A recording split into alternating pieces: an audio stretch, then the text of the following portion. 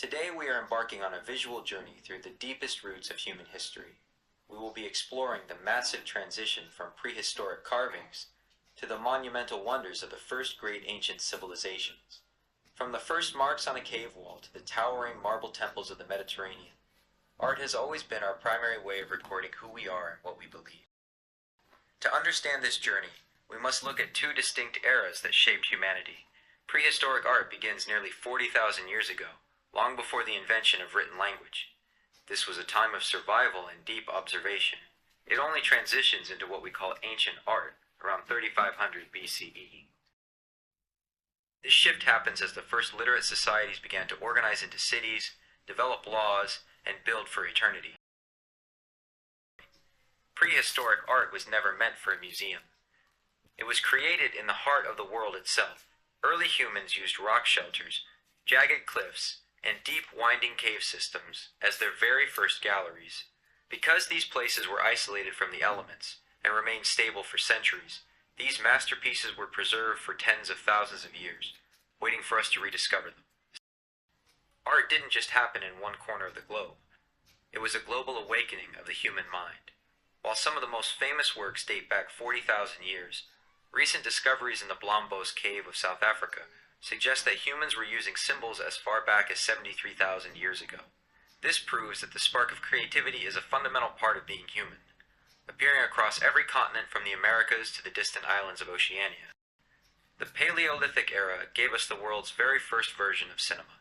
In deep, dark caves like Chauvet and Lascaux in France, early artists used firelight to illuminate drawings of rhinos, bison, and horses.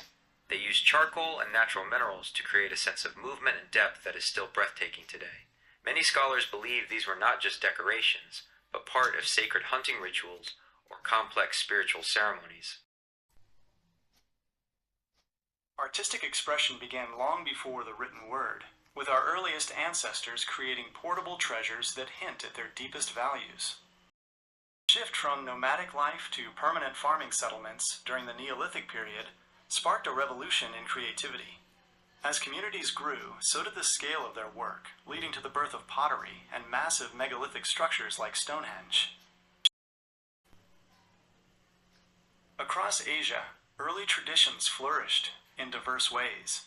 From the ancient rock paintings in India's Bhimbetka shelters to the sophisticated painted pottery of China's Yangshao culture, art was everywhere.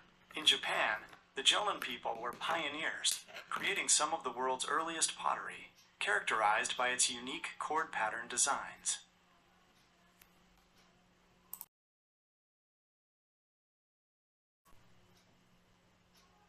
Africa holds some of the most ancient and visually rich rock art traditions on the planet.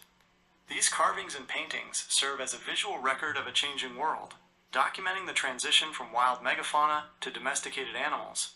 From the horned goddess in Algeria to the colorful ceremonial scenes in Somalia, these works capture the spiritual and daily lives of early African societies. In Europe, the artistic legacy of early humans is found deep within caves and in massive stone tombs. Famous sites like the Chauvet Cave showcase breathtaking paintings, while megalithic tombs like Newgrange demonstrate advanced engineering. As we moved into the Bronze and Iron Ages, the mastery of metalworking allowed for even more complex designs, blending utility with intricate beauty.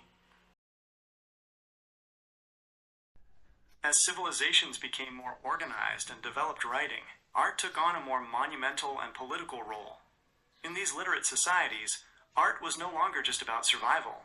It became a tool for honoring gods and immortalizing powerful rulers.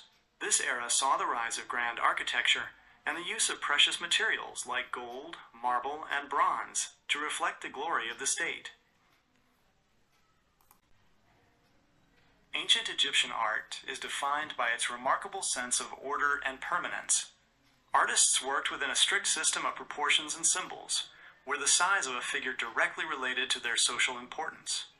Deeply tied to the divine, their work, from the iconic mask of Tutankhamun to massive temples, was designed to bridge the gap between the earthly realm and the gods. In Mesopotamia, the Sumerians focused their creative energy on worship and storytelling. Their art is recognizable by figures with large, wide eyes, symbolizing eternal devotion to the divine.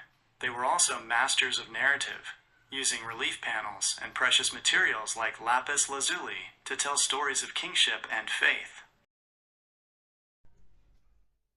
As empires shifted, the Assyrians initially adopted the styles of their Babylonian predecessors, but eventually forged their own path. They moved away from brick and paint, opting for stone slabs and vibrant colors to line their palace walls. Their art became more sculptural and aggressive, featuring powerful figures like the winged lamassu and dramatic reliefs of ritual hunts. Greek art is celebrated for its evolution through the archaic, classical, and Hellenistic periods, moving toward ever-increasing realism. Their sculpture is world-renowned for the contrapposto stance, which gave figures a natural, lifelike weight. Whether it was the perfection of the Parthenon or the detailed storytelling on their pottery, the Greeks set a standard for beauty that would influence the world for centuries. While Roman art was heavily influenced by the Greeks and Etruscans, it was far from a simple copy.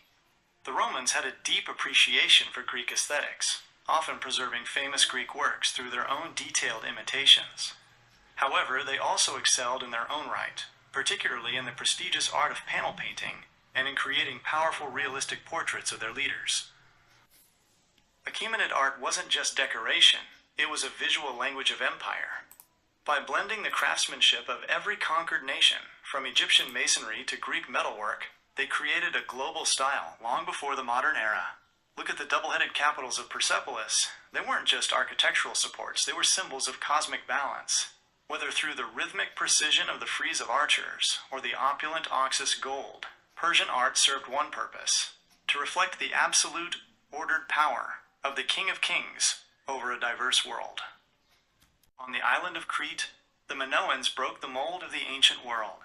While other cultures were obsessed with war and rigid kings, Minoan art breathed with life, color, and movement.